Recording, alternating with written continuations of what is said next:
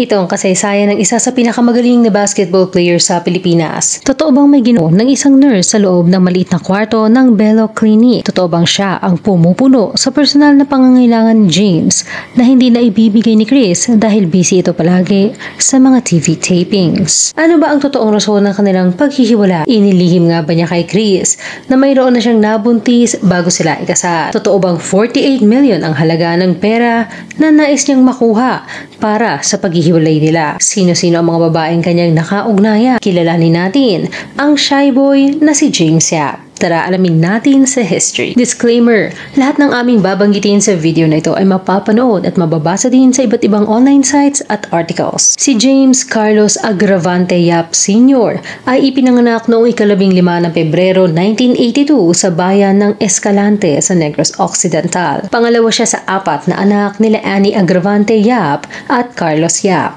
Mayroon siyang nakatatandang kapatid na lalaki at 2 nakababatang kapatid na babae. Ayon sa isang article ay nagtatrabaho bilang isang gwardya ang kanyang ama sa port na pagmamay-ari ng pamilya Yap, habang ang kanyang ina naman ay mayroong karinderya. Sumasapat naman daw ang kinikita ng mag-asawa upang matustusan ang kanilang pangangailangan at mapag-aral silang 4 na magkakapatid. Ang unang larong sinalihan ni James ay hindi basketball kundi baseball dahil wala daw basketball sa kanilang elementarya sa Mount Carmel College. Mahilig talaga siya sa sports, kaya naman ay sinalihan din niya ang iba't ibang mga sports na mayroon sa kanilang eskwelahan, gaya ng football, volleyball, sepak takraw, high jump, long jump at marami pang iba. Maaga din siyang nagpartisipa sa paglalaro sa mga intramurals. Grade 2 pa lamang siya ay sumasali na siya. Kaya naman, nang siya ay graduate ng grade 6 ay nakatanggap siya ng award na Athlete of the Year. Pero hindi para sa basketball kundi sa pagrepresenta niya sa kanilang paaralan para sa palarong pambansa. Sa ilang sports gaya ng baseball, long jump at high jump. Grade 2 din siya nang unang ma-expose sa basketball dahil malapit lang sa kanilang bahay ang plaza. Madalas daw siyang ayain ng mga kaibigan na maglaro nito. Pero tumatanggi siya hanggang sa sinabihan siya ng isang pinsan na subukan lamang ito. Na siya namang ginawa niya. Noong una daw ay akala niya hindi niya ito ma-enjoy. Pero pagkatapos daw nito ay halos araw-araw na siyang naglalaro.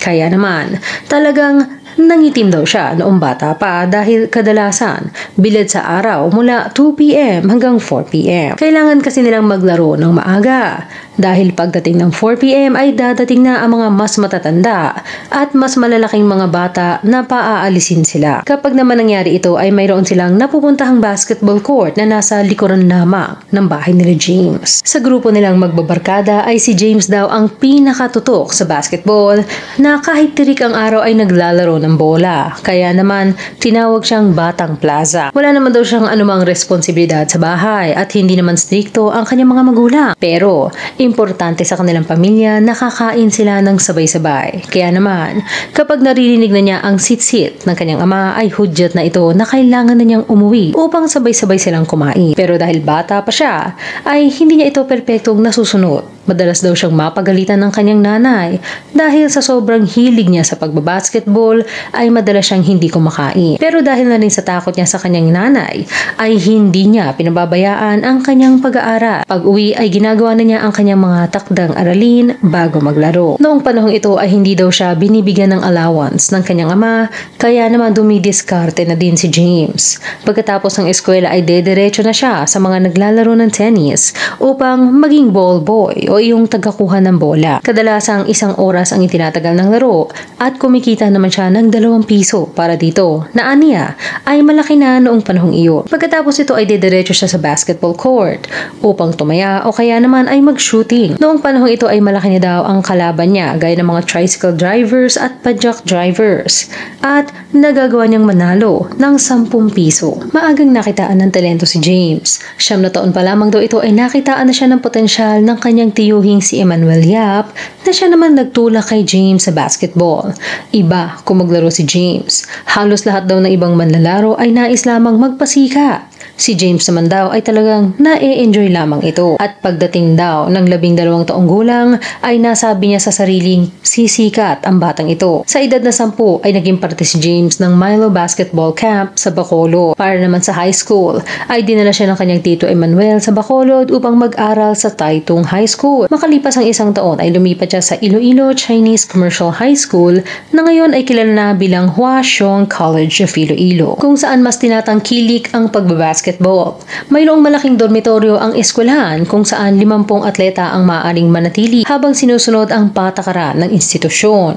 Gigising sila ng 5:30 AM, maglilinis sa paligid, dadalo sa kanilang mga klase at maglalaro ng basketball. Number 9 daw sana ang gusto niyang number sa kanyang jersey gaya ng sa tanyag na basketballerong si Samboy Lim. Pero nakuha na daw ito kaya 18 ang kanyang ginamit. Ang kanyang paglalaro para sa Chinese Commercial High School ay magiging daan upang makapasok si James sa mundo ng professional basketball. Pagkakadiskubre, nadiskubre siya habang naglalaro noon sa MBA o Metropolitan Basketball Association para sa kanilang team sa Chinese Commercial. Nakikipagkompetensya daw siya noon sa finals exhibition bago ang main game at nakita ng mga basketball scouts ang kanyang pagdunk at abilidad sa court. Nag-champion ang kanilang team at pagkatapos daw nito ay niligawan na sila ng ilang institusyon gaya ng De La Salle University at University of the East. Kapag magkakaroon siya ng break noon sa high school ay dadayo siya ng Manila papuntang Lasal upang mag-practice doon. Pero bilang probinsyano ay na-culture shock daw siya dito dahil mga English speaking ang mga tao. Nag-aalala siya na kapag tinanggap niya ang alok ng Lasal ay baka bumagsak siya sa kanyang mga subject at hindi makapaglaro. Natatawa niyang sinabi na, "If I went to Lasal, if there would be class reports, ayoko. Mahihiya ako mag-report doon sa gitna." Dahil dito ay hinikayat siya ng kanyang tito na dumiretso na sa MBA. Habang ang isa naman niyang tiyahin ay iginiit na siya ay magkolehiyo muna. Kaya naman napagdesisyonan nilang tanggapin na lamang ang alok ng UE. Mula 2001 hanggang 2004 ay naglaro si James para sa UE Red Warriors, kung saan ipinamalas niya ang kanyang galing matapos nadalahin ng dalawang magkasunod na taon ang UE sa semifinals ng UAAP. Bagamat hindi nagkampiyon ay nakuha ni James ang MVP noong 2003. Sa sumunod na taon ay naging ikalawang draft choice siya para sa Pure Foods para sa PBA. Nakilala at nabansagan siya sa ilang nicknames. Ang ilan dito ay Boy Thunder, King James, The Man with a Million Moves, Big Game at iba pa. Nakuha ni James ang kanyang ikalawang MVP awards noong 2009 to 2010 PBA season sa kabila ng kinaharap ng mga injuries kabilang na ang black eye na natamo noong playoffs at personal na issue sa kanyang kasal na nagwawatak-watak na sa harap ng milyong-milyong viewers. Idinedicate niya ang kanyang award sa anak niyang si James Yap Jr. bago nagpasalamat sa Panginoon. Ang highlight ng kanyang karera bukod sa pagiging 2 times PBA MVP ay ang pagiging 7 times champion, 4 times PBA Finals MVP, 18 times PBA All-Star, 3 times PBA Mythical First Team at marami pang iba. Mga nakarelasyon. Number 1, Chris Aquino. Taong 2006 nang kumalat ang balitang kasal na si James sa dating presidential daughter at queen of all media na si Chris Aquino. Una silang nagkita 2005 sa isang restaurant sa Green Hills sa San Juan. Crush na daw ni James si Chris noong high school pa. 11 years ang tanda ni Chris kay James. Pinakausapan niya ang kanyang talent manager na si Dondon Monteverde na iset up siya ng meeting kay Chris. Ika-19 ng Abril 2007 ay ipinanganak ni Chris ang nag-iisa nilang anak na si James Aquino Yap Jr. o mas kilala sa palayaw nitong Bimbi o Baby James. Ilang linggong premature si Bimbi nang siya ay lumabas at kinailangan pang ilagay sa incubator upang malagyan ng oxygen at ma-monitor dahil dumumig na din daw ito sa loob ng sinapupunan. Pero bago ito ay nasangkot sa isang kontrobersya si James, Pebrero ng taong iyon, matapos lumabas ang balita na siya di umano ay nambababae habang si Chris ay kasalukuyang nagdadalang tao. Ang itinurong other woman ay si Hope Centeno, isang nurse receptionist sa Tomas Morato branch ng Belo Medical Clinic, kung saan ang number 1 endorser ng Belo brand ay si Chris Aquino. Ika-20 ng Pebrero ay pumayag na magpa-interview sa Star Talk si Hope upang linisin ang kanyang pangalan dahil hindi daw niya nagugustuhan ang mga sinasabing nang wasak siya ng pamilya at siya ang naghabol kay James. Ayon sa kanya ay hindi daw niya type si James. Ito daw ang nanligaw sa kanya. Palagi daw itong nagte-text, tumatawag at pumupunta sa pinagtatrabahuan niya.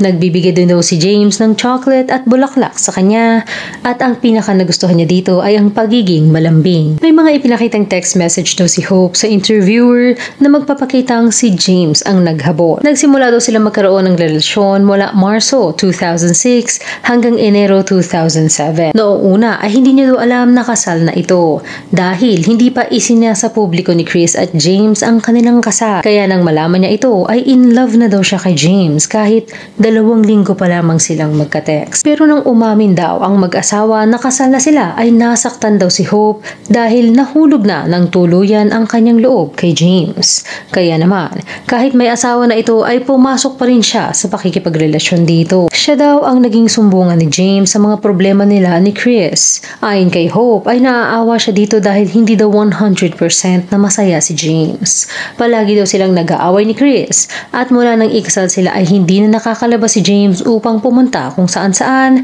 at makasama ang barkada niya. Sa pagpapatuloy ng interview ay sinabi ni Hope na walang ipinangako si James sa kanya. Wala ding ibinibigay na material na gamit at ganoon din naman siya dito. Hindi daw ito nagsasabi ng I love you sa kanya. Hindi daw niya ito ine-expect dahil alam niya ang kanyang pinasok at alam niya kung saan siya lulugar ng kanyang pinasok ang pakikipagrelasyon kay James. Pero depensa niya ay hindi siya humihingi kahit piso kay James.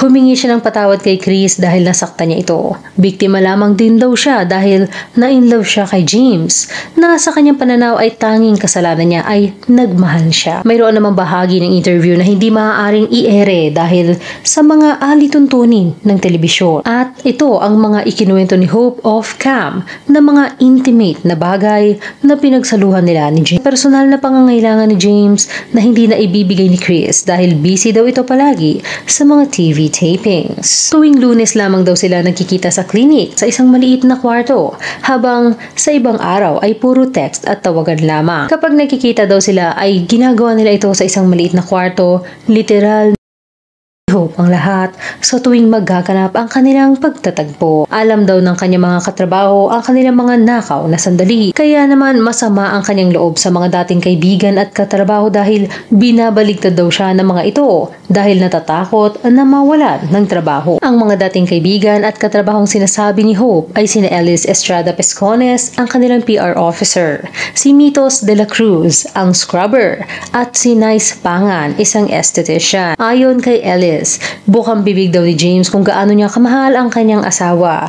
Lagi daw sinasabi nito ang salitang si Mrs. o di kaya'y sabi ni Mrs. At nasabi daw nito ang pagkakamali lamang niya ay hindi niya nasabi sa kanyang asawa na mayroong isang taong na-o-obsess sa kanya. Ayon sa salaysay ni Hope, si Ellis ang nagpakilala sa kanila ni James. Alam daw ni Ellis ang nangyayari sa pagitan nila ni James at si Ellis din daw ang nagpakalat ng kanilang relasyon sa GMA at ABS-CBN.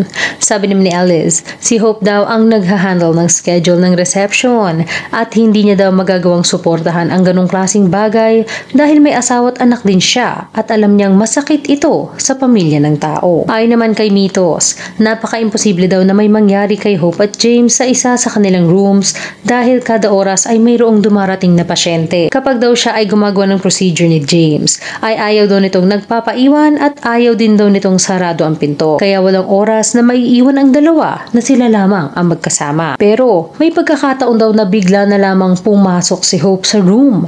Pero hindi niya iniwan si James at Hope sa loob. Inireport ito ni Mito sa kanilang head na siyang pinagsabihan naman si Hope. Matapos na mapagsabihan ay nag-awol na daw si Hope. Si James naman ay itinanggi ang issue na may relasyon siya kay Hope. Taga-schedule lamang daw ito ng kanyang facial sessions sa clinic. Tila hindi naman natinag ang relasyon ni Chris at James dahil sa isyong ito at pinaniwalaan pa rin siya ng kanyang asawa. Kahit pa nasaktan ito sa mga kumalat na balita dahil na rin sa maselan ang kanyang kondisyon at 6 na buwan na siyang nagdadalang tao. Mayroon na ring usap-usapan ito na sila ay mayroon ng hindi pagkakaintindihan sa loob ng kanilang relasyon pero binabalak pa rin ng dalawa na magkaroon ng church wedding sa hinaharap. Enero 2010 ay umalis ng kanilang tinitirahang bahay si Chris kasama ang dalawa niyang anak na si Josh na iba ang ama at si Bimbi na biological son nila ni James. Sinabi niyang aalis muna siya temporarily. Aniya, I'm trying to make our marriage work, but James must also do his part. Marriage is a two-way traffic. Hindi lang ako ang dapat nag-workout nito. He should show that he is a responsible, loving father. Kasabay nito ang paglabas ng isang pangalan ng isang babae, si Mayen Austria. Kumalat din na kinumpronta ni Chris si James ukol sa babaeng umiiyak habang kausap ito sa phone. Ito daw ay si Mayen Austria, isang Pure Foods fan na umiiyak at nais lamang ng suporta o shoulder to cry on dahil may problema ito sa sarili niyang nobyo. Pero sabi ni Chris ay bakit siya iiyak sa balikat ng isang lalaking alam niyang kasal na. Pinuntahan ni Chris ang tahanan ng mga Austria at nakipag-usap sa ina ni Mayen na pinagmulan ng magkaibang detalye ng pangyayari. Ipinakalat ni Mayen na nag-iskandalo daw si Chris. Anya, to everyone, Chris Aquino passed by the house to make me so good. She spoke to my mom, very mad, berating us saying I was always text and call James, that my mom did not bring me up right, that we shouldn't be talking to married men. She said she's leaving James and to know that I'm the last straw and the reason for their breakup. Pero sabi naman ni Chris ay wala sa nature niya ang magmura o gumawa ng eskandalo. Malugod daw, angat mabait ang pagtanggap ng ina ni Mayen sa kanya.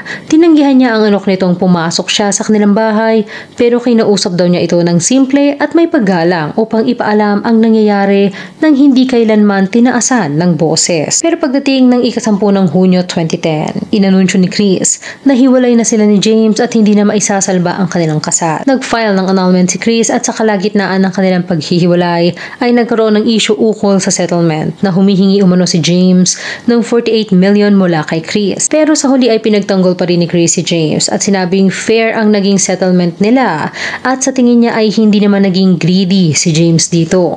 Dagdag pa niya, huwag maliitin si James dahil MVP ito at malaki din naman ang kita. Ika-9 ng Enero 2012 ay naideklarang null and void ang kanilang kasal. Lumalabas din na bago sila ikasal ni Chris ay ipinagtapat ni James na mayroon na siyang naging unang anak sa isang ex-girlfriend niya. Number 2, Michaela Cazzola. Si Michaela ay isang Italiano, graduate ng diplomatic studies sa Italy at nag-aral ng law pero hindi niya ito tinapos dahil naburingan siya dito. 5 taon nang nagtatrabaho si Michaela sa Asian Development Bank o ADB nang ipakilala sila ng isang katrabaho noong 2011 habang nasa outing ng ADB. Hindi daw sila masyadong nag-usap noon dahil mahiyain daw si James pero nagandahan daw si James kay Michaela at hiningi ang phone number nito. Nakita sila ilang araw pagkatapos ng una nilang pagkikita at lumibot lamang sakay ang kotse na minamaneho ni James at kumain sila sa drive-thru.